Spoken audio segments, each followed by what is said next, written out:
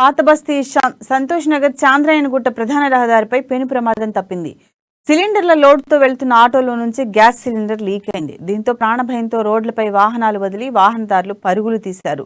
బోయినపల్లి నుండి గగన్ పహాడ్లో డెలివరీ కోసం వస్తున్న ఓ గ్యాస్ సిలిండర్ లోడ్ ఆటోలో ప్రమాదం జరిగింది.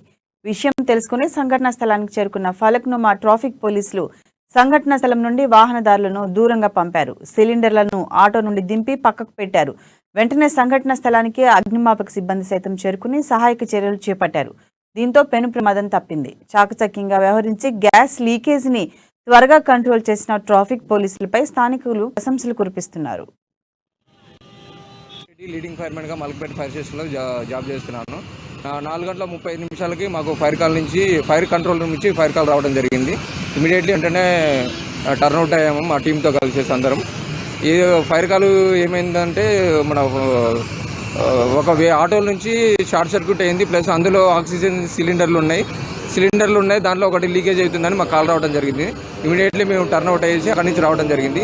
ఈ లోపలనే మన లోకల్ ఫలక్నామా ఎస్ఐ సార్ ఉన్నారు, మోజీరామ్ సార్ ఏం చేశారంటే వాళ్ళ దగ్గరలో ఉన్నటువంటి ఎక్స్టింగ్విషర్ సిలిండర్ తోటి ఆటోకి అంటుకున్నటువంటి మంటని కంట్రోల్ చేయడం జరిగింది. ఈ లోపల మేము కూడా వచ్చేసాము.